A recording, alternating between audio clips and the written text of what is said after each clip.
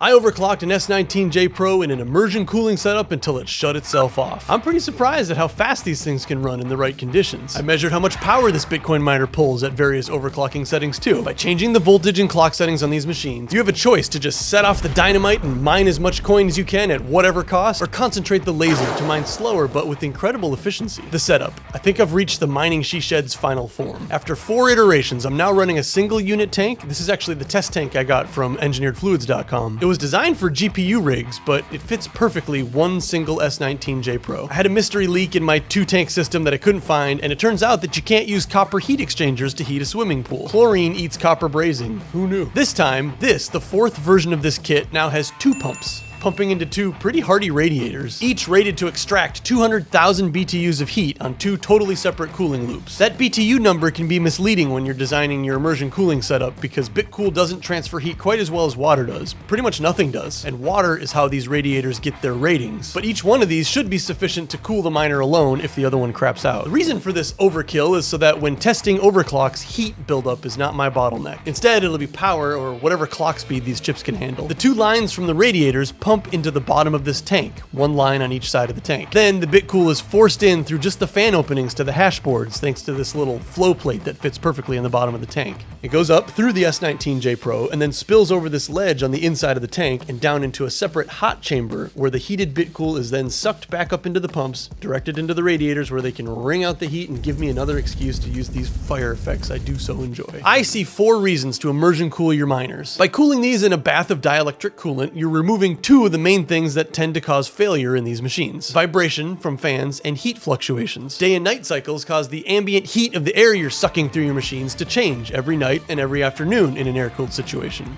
Thanks a lot, the sun. Since these machines have multiple types of metal components, mainly copper, aluminum, steel, and whatever solder's made out of, the points where they come in contact with each other will expand and contract at a different pace, microscopically. Over a long period of time, and mixed with all the vibration from the fans on these machines, tiny little cracks will start to form. This is what can lead to a heatsink falling off, and it can be the cause of a single chip on a board to stop responding because of some microscopic gap in the connection. Of course, we've seen L3s last for going on 5 years now, so this definitely isn't a major widespread problem, but the normalization of temperature that immersion cooling provides will prevent this phenomenon altogether. Reason 2 for going with immersion cooling is maintenance. As long as you buy high quality pumps and parts, everything should just hum along for a very long time without anything going wrong. You don't have to open up the machines and blow out the dust. You don't have to replace filters or change burnt out fans. You just have to check once in a while and make sure everything's still running. Then, of course, we have noise. These big fans on the radiators are far from silent, but they live outside. So you could have a setup like this in your garage, and with the door shut, the other people in your house will never threaten to leave you over your $11 a day. And finally, overclock. If you want to overclock your Bitcoin miners and you don't live in the North Pole year-round, it will behoove you to cool them in a tank of dielectric coolant. You can get away with a light overclock, something like 5 or 10% on air cooling, but you'll be pushing up the temperatures of your miners if you do. Today, I set out to overclock this S19 J Pro 104 terahash to its limit. Also, I've taken the time to crank it up incrementally so I can take amp measurements to see just how many watts this machine will pull at different settings. I'm using the asic.to overclocking firmware. Brains still doesn't make one for the type of control boards I'm using in my machines. You can find this firmware on asic.to's Telegram page. I'll link to that in the description here. They have a pinned message at the top of the board where you can download the newest version of the firmware. The most current firmware, 1.1.7, is a disk image. So download the one that goes with the version of your board, BB for BeagleBone, the one without the BB for the Xilinx. Here's what a BeagleBone board looks like. Here's what a Xilinx board looks like.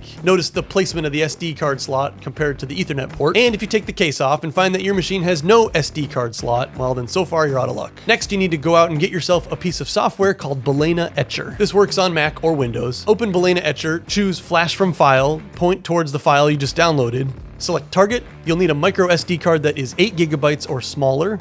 Select it and hit Flash. That's it. Now you can just plop that card into the card slot and restart the machine. I didn't want to take my machine out of the bath, so I had a fun little dexterity challenge with this tiny little card going into this tiny little card slot, which was facing down and up against the wall of the tank. But I made it happen. You'll notice everything looks a lot different inside this firmware. How lovely. Here was this machine stock. It ran for 43 days uninterrupted.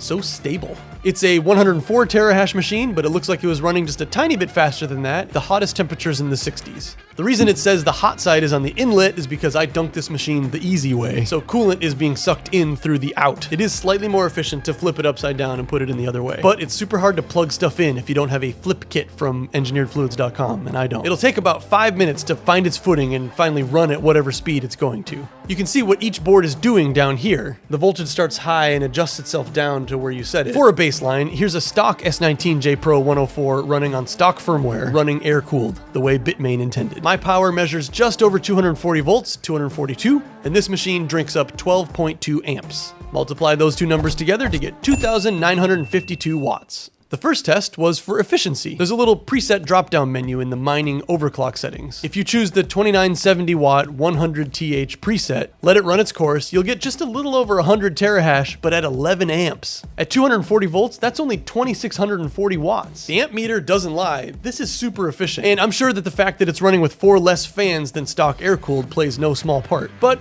maybe you don't care about electricity. You don't want an electric car. You want a Koenigsegg 1-to-1. You want to push that little red button and run your S19 on software NOS. You want to drink a Red Bull and headbang at a hurricane. Well, hold on, Dom. You really should take this one step at a time in order to figure out how far you can really push your miner. You may have heard the term silicon lottery, describing how all these chips randomly have different performance metrics, even with the same settings. So your own machine does have some perfect setting if you took the time to look for it. I'm using the global sliders to crank the voltage and the clock speed on the whole machine at once. So for a conservative overclock, up to 14.1, up from the default 13.4, and then 625 megahertz on the chips. Hit save, hit apply, let her rip. That gets us up to 116, 117 terahash, and now we're pulling 14.6 amps on 240 volts. That's 3,504 watts. A 12.5% hash bump for 16% more power. Not terrible. Let's turn up the voltage from 14.1 to 14.6, and the clock speed from 625 to 645. After the machine boots back up and ramps back up, now we're pushing 122 terahash, and the amp meter says that we're pulling 17 amps. 4,080 watts. So for an extra 17% hash rate, now we're using 33% more power than a stock S19 J Pro. It's starting to let go of efficiency here, but in the name of Satoshis at any cost.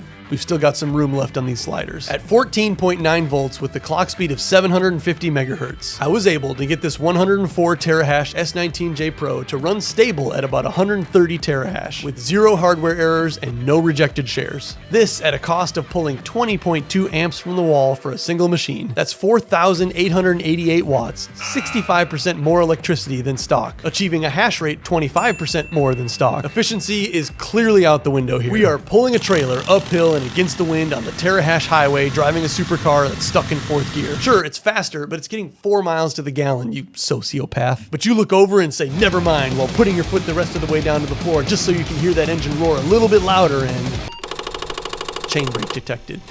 Chain brake detected. We've gone too far. We've peeked into the vortex because we just wanted to see it. But then everything went black. Well, really, the power supply simply can't provide more than 15 volts. And you'd need more than 15 volts to get these 378 chips to hit 800 megahertz. It's just that simple. 130 terahash is the stable limit for this S19 J Pro without an alteration to its power supply. I wonder then, what's the limit for yours?